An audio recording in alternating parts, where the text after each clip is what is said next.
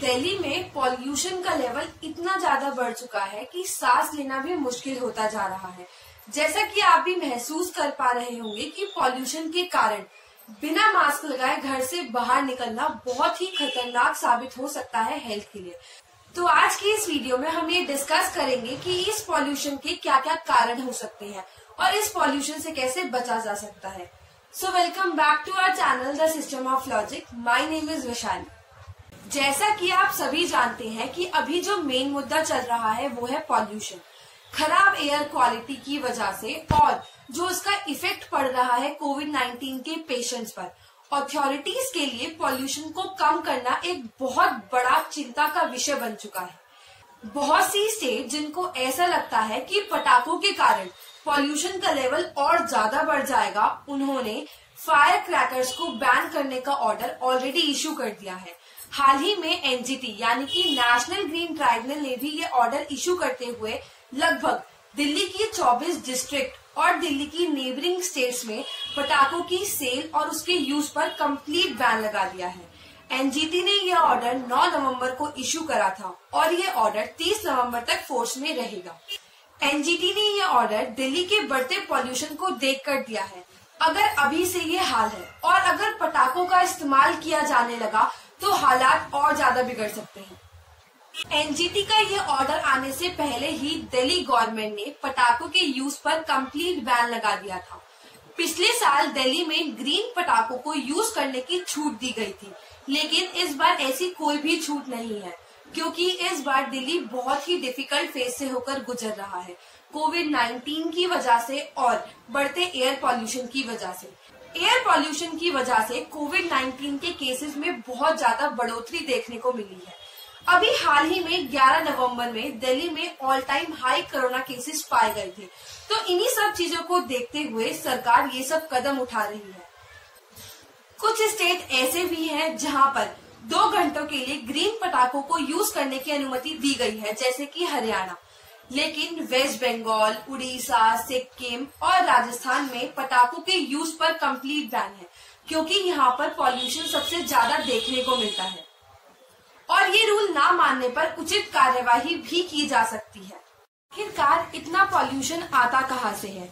बहुत से लोग पटाखे को जलाने और पराली जलाने को एक पॉल्यूशन की मेन वजह मानते हैं और ये सच भी है क्योंकि अक्टूबर एंड से लेकर दिसंबर तक इतना ज्यादा पॉल्यूशन देखने को मिलता है कि इसका असर लोगों की एवरेज एज पर पड़ता है।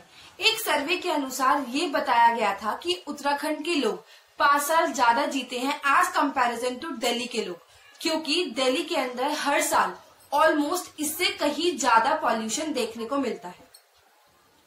क्योंकि दिल्ली में हर साल इतना ही पॉल्यूशन हर बार देखने को मिलता है और ये पॉल्यूशन बढ़ता ही रहता है, कभी भी कम नहीं होता।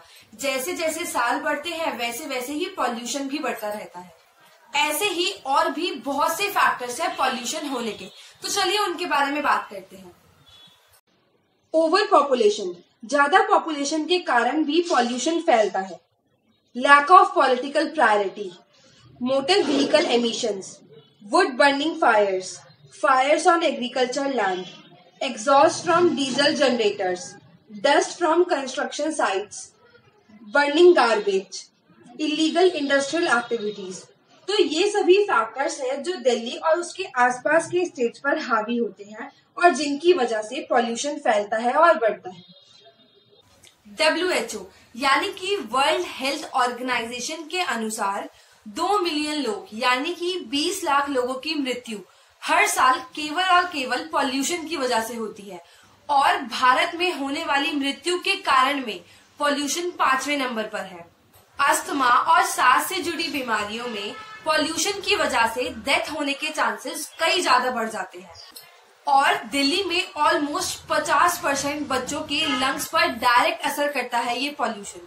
ऐसा भी माना जाता है कि पॉल्यूशन इतना ज्यादा बढ़ चुका है, इतना ज्यादा हाई हो चुका है कि ये एक इंसान को 8 से 10 सिगरेट पीने के बराबर नुकसान पहुंचा रहा है।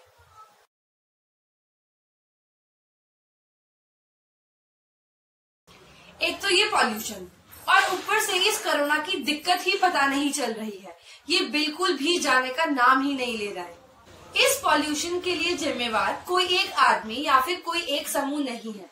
सरकार अपना काम कर रही है, फिर भी हम उनसे ये एक्सपेक्ट करते हैं कि वो इससे और ज्यादा बेटर करे, ताकि लोगों को पॉल्यूशन की वजह से बीमार होने से बचाया जा सके। पराली जलाना एक बहुत ही मुख्य और अहम कारण है दिल्ली में पॉल्यूशन होने का। अगर इसे जल्द से जल्द रोका नहीं गया तो ऐसा नजारा हर साल देखने को मिलेगा। सरकार को एक ऐसी व्यवस्था करनी चाहिए जिससे कि ना तो किसान को नुकसान हो और इस बढ़ते पॉल्यूशन को भी रोका जा सके। इस टाइम पे लोगों को जागरूक होने की बहुत ज्यादा आवश्यकता है पॉल्यूशन को लेकर। सिर्फ पटाखों को बैन करने से पॉल्यूशन खत्म तो नहीं हो जाएगा। पहले भी तो पटाखों का यूज किया जाता था जिसका असर 1 से 2 दिन में खत्म हो जाता था, लेकिन आज के टाइम में ऐसा बिल्कुल भी नहीं है। यहाँ तक कि दिल्ली और पश्चिम बंगाल में तो छठ पूजा को भी बैन कर दिया है बढ़ते कोविड को देखकर। लेकिन आप new year party, Christmas party ये सब जरूर बना सकते हैं। हो सकता है इससे कोरोना खत्म हो जाए, राइट? और क्या पता इससे पॉल्यूशन भी खत्म हो जाए। अब बात करते हैं कि हम अपने आप को और अपने फैमिली मेंबर्स को बढ़ते पॉल्यूशन से और बढ़ते कोविड से कैसे बचा सकते हैं।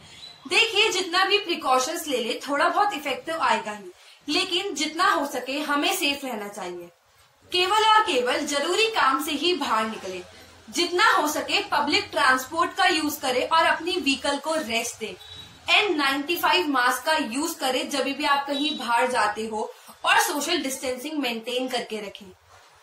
बच्चों को बाहर ना जाने दें जब तक कोई इम्पोर्टेंट काम ना हो और अपने घर के खिड़की और दरवाजे बंद रखें।